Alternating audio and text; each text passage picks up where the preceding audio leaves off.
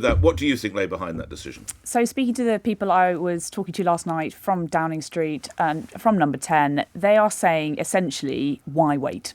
They say that the polls weren't going to move until they got closer to that general election. They think the public have switched off to politics.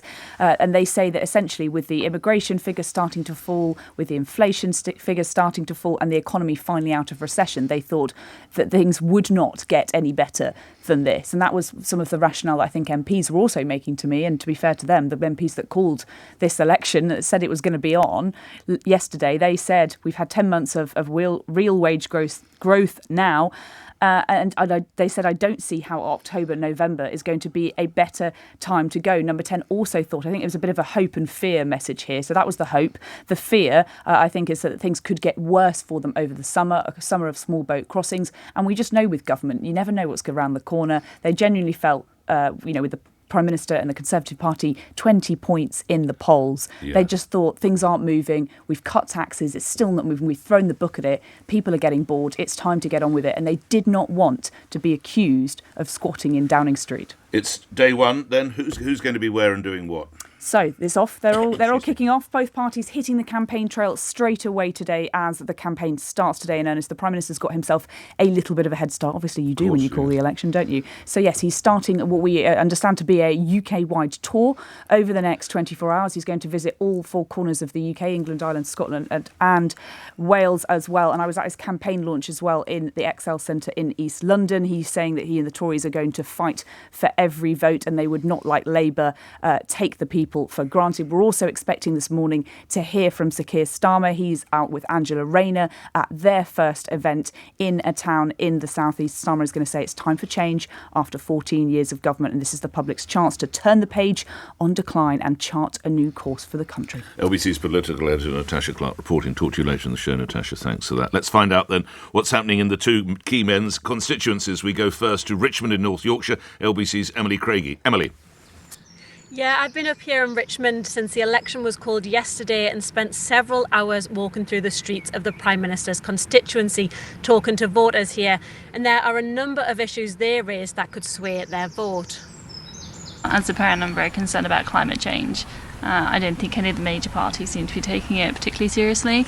So I think that's sort of the elephant in the room at the moment. I'm with that. Climate change, the environment. Also, I think immigration, which I think is a good thing for the country. I think we need to have some party in charge that's interested in looking at the social aspect and the infrastructure around the country, looking after people rather than looking after economies. I think it's fair to say defence policy will be quite interesting, and how they consider what's happening in Europe. And it's a mixed picture here for Rishi Sunak, with some still keen to vote for him this time round, but others thinking change is needed.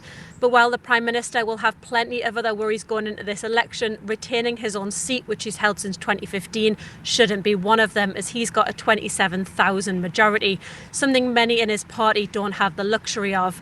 But this is Tory heartland here, once the seat of William Hague. And now for the opposite. Here's my LBC colleague Helen Hoddinott in Sir Keir Starmer's seat of Holborn in St Pancras.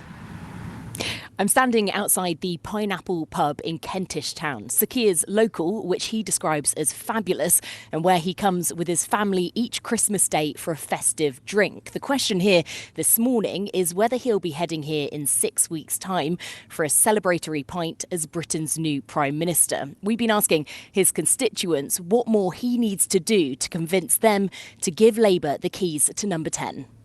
Difficult to understand what it stands for, doesn't it? I say it's difficult to see what each of them are actually the differential between the two. I would say it's going to be a tough race. I think it'll be a clean slate sweep for Labour. I think that over the last year, I think that everyone started actually having the conversation. I think I have an understanding what he stands for, but generally I don't vote for that. Although I can relate to some of his ideas. Well, when the country goes to the polls 6 weeks today, it'll be the eve of the quarterfinals of the Euros, which England has a good chance of being in. Sir Keir is famously a big Arsenal fan, a big football supporter, so a huge day all round for him as a current favourite to become Prime Minister and football fan. LBC's Helen Hoddenott, and before her, Emily Craigie reporting 13 minutes after 6 in this extended programme. So let's get back to the timing. Obviously want to hear your reaction to whether you are in support of or questioning that. Let's turn to an expert first. Tim Bale is Professor of Politics at Queen Mary, University of London.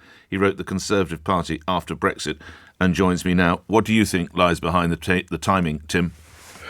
Well, I think, obviously, the Conservative Party doesn't think it's going to get any better for them, so they may as well go now. I think Rishi Sunak gambling also makes him look less weak and less he's a degree in charge, indecisive. Isn't he? Yeah, so I think, taking the initiative isn't a bad idea. He's got the element of surprise, although, of course, Labour are probably at least relatively prepared for a snap election.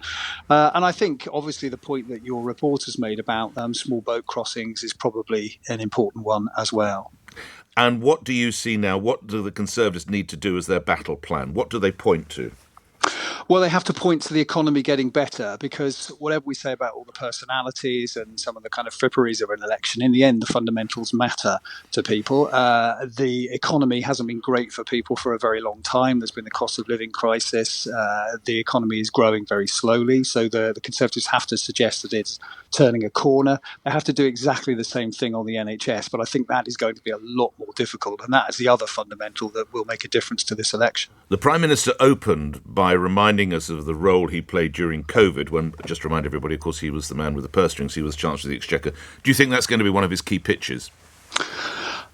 To be honest, I mean, he might do that, but I think that's a bit desperate. I think people think that's a fairly long time ago. I think gratitude is as probably wears thin, yes, has eroded over time. I think he has to point to, the recent past, and he has to point to the future, rather than, I think, harping on his greatest hit, if you like. Tim Bale is Professor of Politics at Queen Mary, University of London. Thanks for that.